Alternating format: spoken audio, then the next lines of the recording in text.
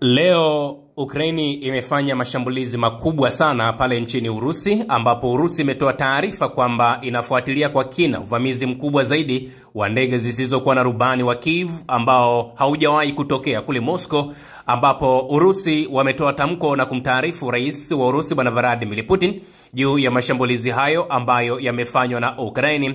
Shambulio hilo ambalo limeweka rekodi limetokea kabla ya mazungumzo ya Marekani na Ukraini nchini Saudi Arabia, ambapo Washington inashinikiza kuwepo kwa amani kati ya Urusi pamoja na Ukraini. Moscow ilikabiliwa na wimbi kubwa zaidi kuwahi kutokea la ndege zisizokuwa na rubani za kamikaze za Ukraini, ambapo Ukraini walifanya mashambulizi hayo usiku wa Jumanne, huku ulinzi wa anga wa Urusi ukifanikiwa kuzuia mamia ya UAV ambazo zilikuwa zimetumwa pale nchini Urusi, hasa katika jiji la Moscow na viunga vingine. Shambulizi hili limetokea ambapo viongozi wakuu wa Marekani pamoja na Ukraine tayari wamekutana kule nchini Saudi Arabia kujadili uwezekano wa mazungumzo ya amani, mchakato ambao rais wa Marekani Donald Trump anashinikiza Kiev na Moscow kumaliza mgogoro. Kwa mujibu wa Wizara ya Ulinzi ya Urusi, jumla ya ndege zisizokuwa na rubani 337 za Ukraini zilikuwa zimerushwa usiku mmoja pale nchini Urusi, lakini Urusi walifanikiwa kudungua ndege takribani 126 kati ya hizo katika eneo la Kursk ambalo lipo karibu na mpaka wa Ukraini, lakini pia walifanikiwa kuharibu vizuri kabisa. Ulinzi wa anga ulifanikiwa kudungua ndege zisizopungua 91 ambazo zilirushwa katika mkoa wa Moscow ambao unazunguka mji mkuu wa Moscow. Uvamizi huu ni uvamizi mkubwa kuwahi kutokea. Meya wa Moscow Sergei Sobyanin ameelezea shambulio hilo la Ukraini kuwa kubwa zaidi kuwahi kulenga mji huo, huku ndege zisizokuwa na rubani 74 zikilenga moja kwa moja miji mikuu. Hata hivyo, ameripoti uharibifu mdogo juu ya paa la jengo la ghorofa ambalo lilishambuliwa. Mkoa wa Moscow hata hivyo uliendelea na matokeo mabaya zaidi, ambapo Governor Andrei Vorobov ametoa maelezo ya majeruhi katika manispaa 3 za tukio hilo baya zaidi ambapo lilitokea katika eneo la Domodedovo.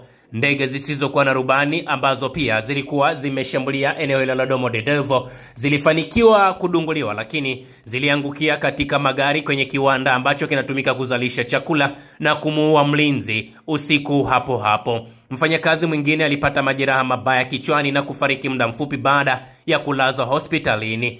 Waathirika wengine wawili bado wapo katika hali mbaya. Hii ni kwa mujibu wa Vorobyov aliyesema watoto 3 wamepata majeraha madogo katika maeneo yao. Hadi hivi sasa kamati ya uchunguzi ya Urusi imeainisha rasmi operation ya Ukraini kama kitendo cha kigaidi, ambapo Moscow inadai Kiev imeamua kutumia mbinu hizo kutokana na kushindwa katika medani ya kivita. Mbunge wa Urusi Leonid Aslasky amedai kwamba baadhi ya ndege zisizokuwa na rubani zililenga kinu cha nyuklia cha pale Kursk na kuliita kitendo hicho ni kitendo cha uhasama dhidi ya vitengo vya nyuklia. Wakati shambulizi hilo limetokea, tayari tumeona viongozi wamewasili, ambapo moja kati ya watu ambao wamewasili ni pamoja na jenerali mkuu wa pale Urusi anayefahamika kama Varel Gerasimov, ambaye ameelekea katika eneo palipofanyika mashambulizi kwenye eneo la Kursk, ambapo hapo amechunguza namna ambavyo Ukraini walifanya mashambulizi hayo. Lakini pia tumeona Wizara ya Ulinzi ya Urusi imeongeza kwamba mashambulizi hayo yote yatajibiwa vizuri na Ukraini watajutia hiki ambacho kimefanywa. Kujibu ukosoaji wa Marekani, Bwana Volodymyr Zelensky, mnakumbuka yeye alizungumza mapema akasema kwamba wao watafanya vitendo vya mashambulizi pale nchini Urusi, lakini hiki ambacho kimefanywa, wachambuzi mbalimbali wa mambo ya geopolitics wanasema kinaonesha dalili ya kwamba Ukraine haiko tayari kwa mazungumzo ya amani, licha ya kwamba mazungumzo hayo hivi sasa yanaendelea pale jijini Riyadh. Vikosi vya Ukraine vimekuwa vikirusha ndege zisizokuwa na rubani za kamikaze katika maeneo yenye thamani ya pale Urusi, ikiwa ni pamoja na mitambo ya kusafisha mafuta na mabomba ya gesi, kama vile njia kuu ya kusambaza mafuta ya Bahari Nyeusi hadi kule Uturuki.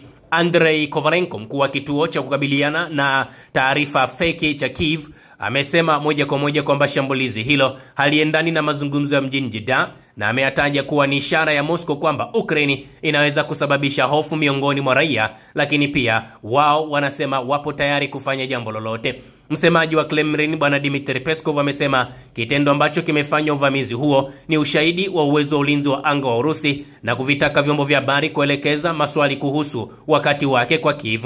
Andrei Kaltapov, jenerali ambaye alikuwa ni mbunge ambaye pia ni mwenyekiti wa kamati ya ulinzi ya jimbo la Duma amependekeza kutumwa kwa makombora ya masafa ya kati ya Oreshnik ili kulipiza kisasi juu ya mashambulizi yaliyofanywa na Ukraine. Akizungumza na waandishi wa habari, ametoa wito wa kupigwa kwa makombora ya usahihi, hasa zile Oreshnik, na zishambulie katikati ya jiji la Kiev. Rodion Miroshnikin, mwanadiplomasia mkuu wa Urusi anayefuatilia uhalifu wa kivita wa Ukraine, amesema shambulio hilo kama onesho la kimkakati la nguvu ambalo limeratibiwa na Kiev na waungaji mkono wake wa Ulaya, hasa Uingereza na wahusika wengine ambao wanapinga kuzuka kwa uhusiano kati ya Marekani pamoja na Urusi. London na Brussels zimekosoa uamuzi wa Trump wa kusitisha usafirishaji wa silaha mpya kwenda Ukraine katika juhudi za kumshinikiza Volodymyr Zelensky. Wakati huo, msemaji wa Wizara ya Mambo ya Nje wa Urusi Bi Maria Zakharova amependekeza kwamba uvamizi huo unaweza kuwa thibitisho la asili ya kigaidi ya Ukraine, na pia ameelezea kwamba mashambulizi hayo yote ni lazima yatajibiwa kwa kadri ambavyo Ukraine wamefanya mashambulizi hayo. Na nikiweka nukta kwenye ripoti ambazo zinatokea hapo nchini Urusi pamoja na Ukraine, tumeona taarifa ambayo inahusiana na mjumbe wa Marekani ambaye anatarajiwa kuzuru pale Moscow kujadili mzozo wa Ukraine. Steve Witkoff anaripotia kupanga kukutana na Rais wa Urusi Vladimir Putin, huku maafisa wa Marekani wakijadiliana na ujumbe wa Ukraine nchini Saudi Arabia. Mjumbe maalum wa Rais wa Marekani Donald Trump katika Mashariki ya Kati, Steve Witkoff, anatarajiwa kusafiri hadi Moscow wiki hii katika mkutano na Rais wa Urusi Vladimir Putin, na hii ni kwa mujibu wa vyombo vya habari. Sio maafisa wa Marekani au Urusi ambao tayari wamethibitisha juu ya safari hiyo, lakini hizi ni taarifa fiche ambazo tumezipokea, ambapo ziara hiyo inayopangwa inaripotiwa kuwa sehemu ya juhudi ambazo zinaendelea za ikulu ya White House kujadili usitishaji wa mapigano katika mzozo na Ukraine. Hapo awali Witkoff alikutana na Putin mjini Moscow mwezi Februari katika kile alichokiita kujenga amani, zoezi ambalo lilipelekea kuachiliwa kwa raia wa Marekani Mark Fogel pamoja na Moscow badala ya raia wa Urusi aliyefahamika kama Alexander Vinich. Kwa mujibu wa waandishi wa habari, Witkoff anatarajiwa kuwasili Moscow mnamo Machi 13, na mkutano ambao unawezekana wa Putin huko Moscow umepangwa kufanyika Alhamis, na hii ni kwa mujibu wa taarifa ambazo bado hazijathibitishwa.